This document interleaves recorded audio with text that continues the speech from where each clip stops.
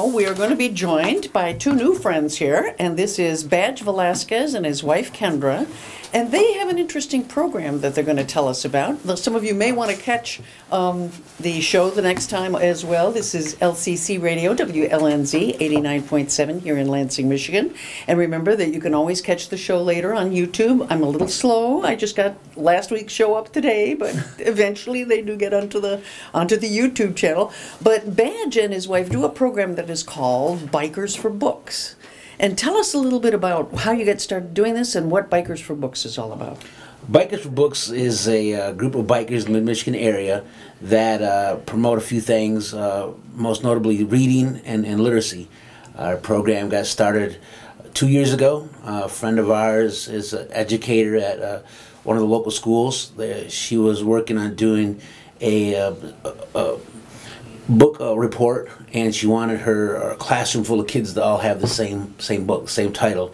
And the school didn't have the funding for it, and Kendra, being an educator, my family knows very well that there's a significant personal investment in being an educator, and so we kind of felt for that, and we kind of put our heads together and thought, wouldn't it be kind of cool to put together a motorcycle run to help fund this? And that's how Bikers for Books was born. Both of us, being bookworms ourselves, do quite a bit of reading, and our kids are involved with reading as well. And so eventually we had gained enough interest in the biker community to put together a program to do that. Go out to the schools, to visit the schools, and raise money.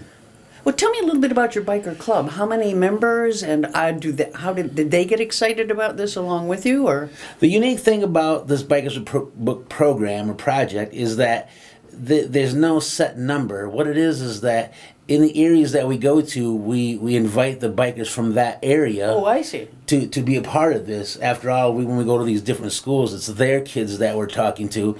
And we're bringing that stuff to those schools, but they're the ones that are going to try to maintain what we've opened up the doors for in those areas. So it moves around quite a bit. I see. Is there a national program like this?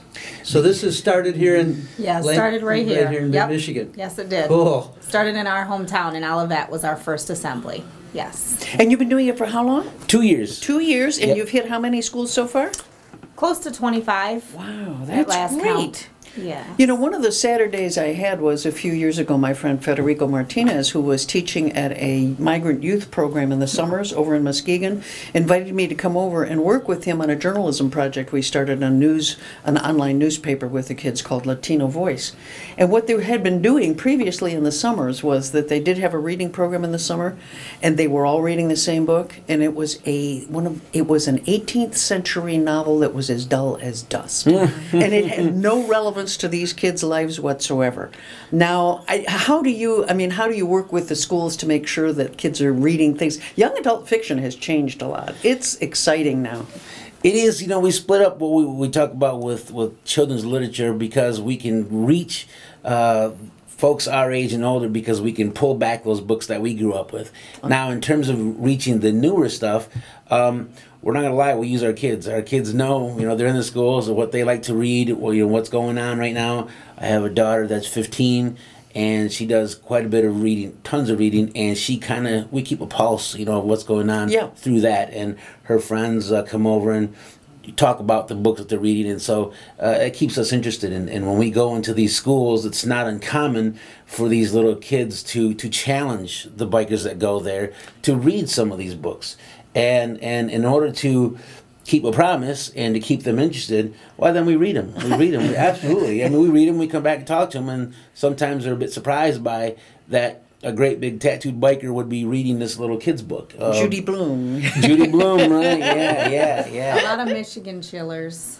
Oh, is that right? Yeah, a lot of Michigan chillers. They like those, and so he's read several of those. Do you have to be careful nowadays with books like Hunger Games and so forth that some of the schools get a little nervous about some of the content, or are they pretty good? Not so much. We haven't run into that with any of those series, with the Hunger Games and all that. Prior to, there was some controversy with Harry Potter and the wizardry problems, but we haven't run into too much as far as the schools, and we give them money to purchase the books that they want, because a lot of times their curriculum is lacking those fun books, like you said. They have the books that are boring, that are required. They've been there for 50 years with 10 pages missing, different have, 10 in each book. What they don't have are the books that he likes to read, the fun ones that have things about sports, things about, you know, the Guinness Book of World Records, things like that. Yeah. That's what classrooms are missing, and that's what teachers are ending up spending their own money on because the school doesn't have the money to buy them. What we're hearing that's pretty dismal, Bill, is that both music and arts are really under siege. I mean, they're just not funded, as if they're unimportant compared to things. I think one of the things that disturbs me is there's all this emphasis on, oh, everybody needs to study STEM. We need nothing but science and math. Really, that is not going to save the world. We need illiterate, critical thinking people who enjoy and try to understand the world. And I think, you know, arts and music. These kids are our future. And I tell them all the time, I believe that the kids in this room at the schools that we visit have the power to change the world. They do. I believe that. A few years ago, I was at a Lansing School District literacy program, and it was in a very poor school district, one of the poorest schools. And I don't remember who donated the books or what, but it was like a frenzy for these kids to get their books. It was incredibly satisfying to see. It is, I isn't mean, it? they wanted these books. There's something about getting to hold one and own one. Own it. Yeah. And some of the kids would come up and say, now when do I have to have this back? Right. They had never owned a book. Right. Their own book. Right. We've run into that. We usually take books with us. We have a lot of book donations because when we first started, people said, "Oh, how can we help?" And we thought, "Oh, book donations are a great idea." Well, now we have a barn full of books. So we're seeking other donations now because it does cost money to give books to the schools. So, but when we do our assemblies, we usually take stacks and stacks and stacks of books with us and give them to kids as they leave, when they come in, kids who want things. You know, we give them out all the time. Is it a tough sell when do the schools contact you, or do you contact the schools? They can. Well, initially when we first started out, because Ken and I grew up in our hometown, we had been there our whole lives, so it was pretty easy in the Olivet School District to kind of unquote unquote give us an open rein in what we want to do, and so we were able to do that. And then the surrounding schools as well, Bellevue, Springport, and Maple Valley, let us get into there to try us out. Now we understand very much that this is a risk. I mean, we're talking about bringing an element into the school that doesn't necessarily mix, and that's kind of our hook. We know that. And in the beginning, we dealt with the kids, I'm sure, just love it. Oh. Exactly. That's exactly it. Over the top. And we've been to some of these schools, you know, we come in 10 or 12 bikers with tattoos and chains and you know, the patches, the leathers, long hair, long beards, and the kids are fascinated by that. Yeah. And we know that, and so we use that to our advantage to try to connect with them. I always say that we always try to put a little element of cool to this, you know what I mean? and the other thing is that you know, being a biker, you know, I do everything that a biker does. Now, on the other hand, I'm also a father. I'm also a husband. I have those responsibilities that I need to maintain and let them know that, you know, we're people as well. You know, I have to take my, you know, study with my kids, take them to softball practice and go to wrestling practice. And then I also have, you know, once in a while I have to do the dishes if I'm forced to by my wife. and I have a full-time job. So, you know, everything we do is volunteer based. So, you know, all the funding that we get goes directly to our program, you know, and that's one of our selling points with the bikers is to let them know that, you know, this money that we're raising is direct impact. You know, this is not on a national level; it's very local. I've always been fascinated by biker culture in Michigan, and in fact did know some people from there was a group that came in from Detroit that used to hang at Irish Hills, where my family used to have a home, and I got to know some of the biker crowd through there.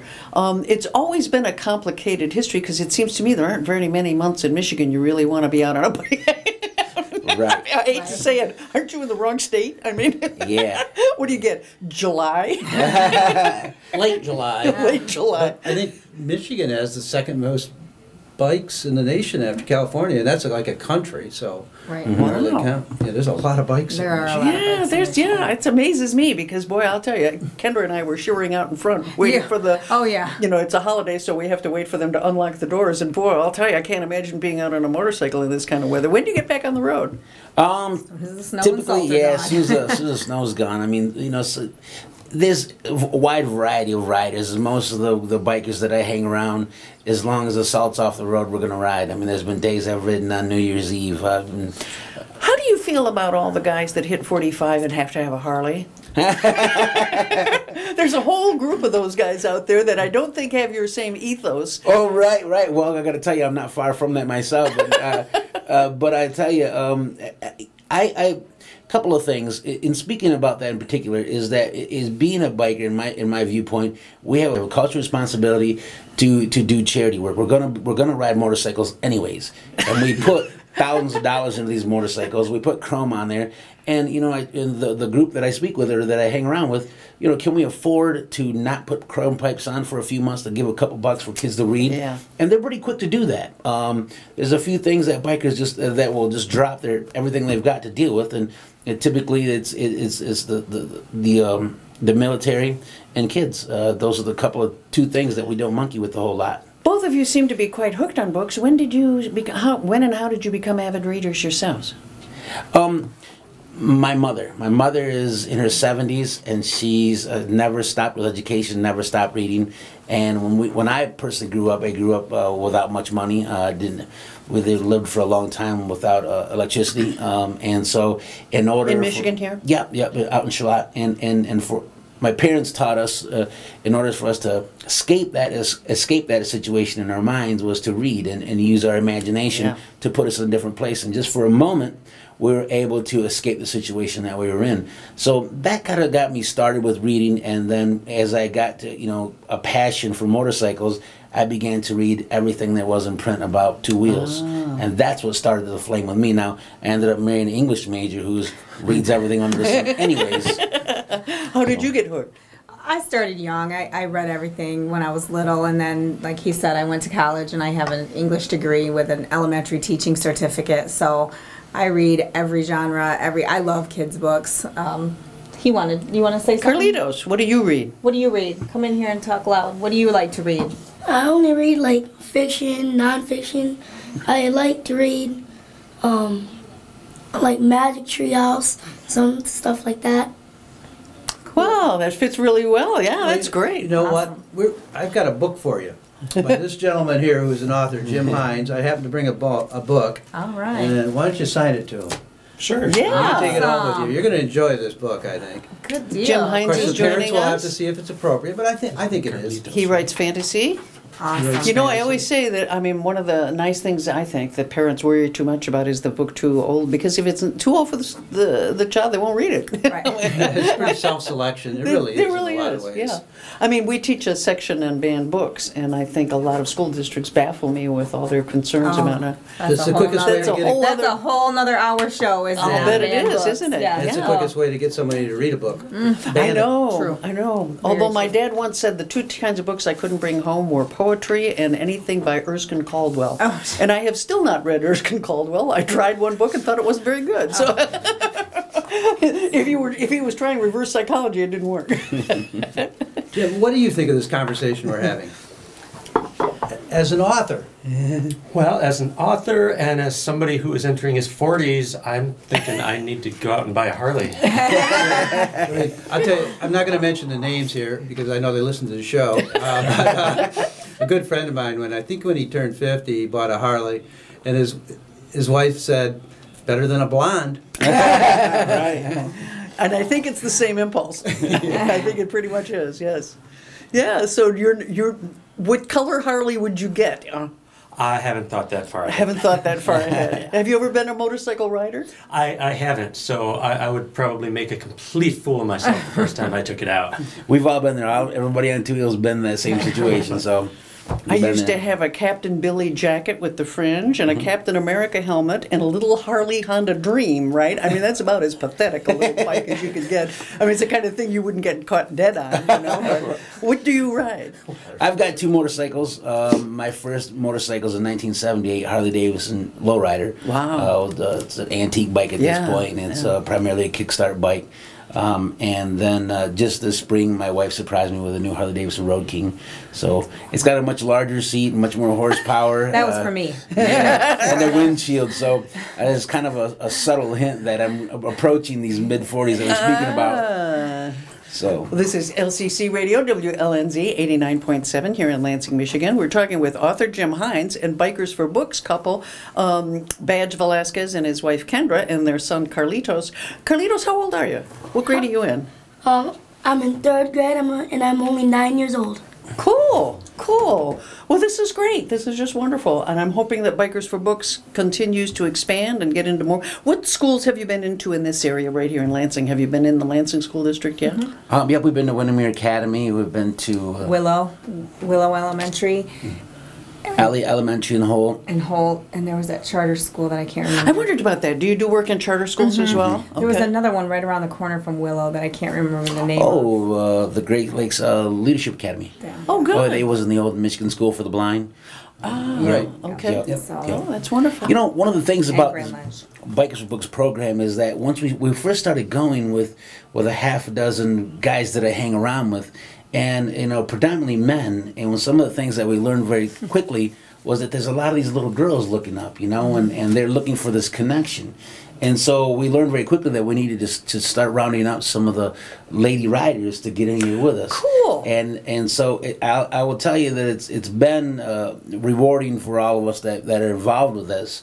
But one of the coolest things for me as an organizer is being able to go and do into these school assemblies and seeing 500 kids and seeing these great big burly bikers when these little kids come up and just stare at them and give them a great big hug and they look at us, and they want our autograph and that kind of thing. And this is always really crazy, and it's something that's it's so real, This is something that's it's genuine from these little kids. It's you can't fake that. What a nice connection. And It's I'm really sure good. that, you're a kind of like an exotic bird that walks into the auditorium, and It's with a- your own plumage there, and that must be really cool. It is funny how quickly it took off, and I'll hurry because I know you're next, and we want to get your book time on there. We had just done a show in Charlotte, and the McDonald's in Charlotte had approached us about doing a McTeacher Night, and we had never heard of it, so we wanted to go see what it was all about because it's a fundraiser through McDonald's in Charlotte. So we went. And Ronald McDonald was there talking to the kids and just excited. The kids were all waiting to talk to Ronald and stuff. And we walked in, and we had just done the show in Charlotte, and they all ran away from Ronald McDonald and went to him. And so we're asking for his stuff. And Ronald McDonald looked at me, and he said, "Who is that?" that was probably one of the funniest times. Like, who is this guy? Why is he stealing my thunder?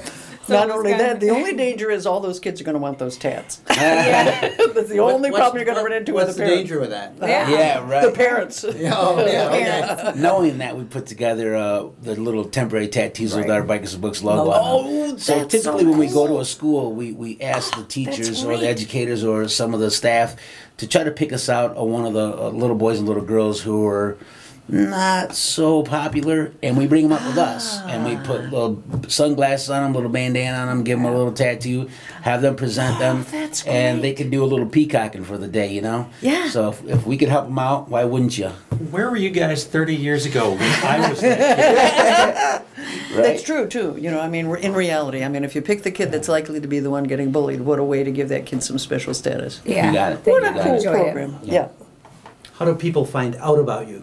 If they're interested in booking, is there a website or something? Facebook page. Facebook is our best right now.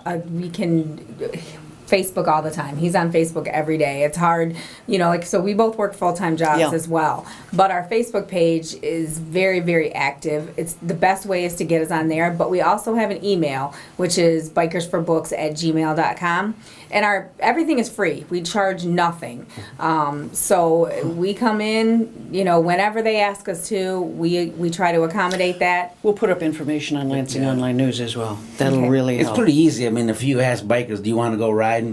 The answer is pretty much yes. So trying to round up bikers to go to school is pretty easy to do, And in speaking at 23 schools so far, to know that we keep a pretty tight eye on our own people. We don't want to go in there and present the wrong information or slip up with language or any of these the patches. Everything's taken care of before we get there, and so we're pretty tough on that. We want Sure. to present the correct message. Sure. So being that we're approaching our 2nd year anniversary, February 7th, we're having our birthday party out in Charlotte at Eaton Pub and Grill. And the reason I bring it up, importantly, because it is a fundraiser. And because we have no overhead and everything we do is free, these fundraisers are really important to us.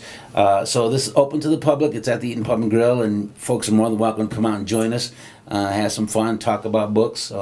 And I'm a huge fan of authors. Isn't that wild? We bike and I run into these. In running this program, I've met several bikers, or excuse me, authors. In fact, I had some communication with an author from Canada today, and I kind of flip out like I'm starstruck. That's exciting stuff for me. So. That's just great. We'll put up information about that fundraiser that's out there. We'll let everybody know. Thank you so much, Badge. Hope this is just the beginning of seeing you often. Tell us what you're up to. Well, thank you for the opportunity. I really appreciate it. Thank you. So. Really fascinating.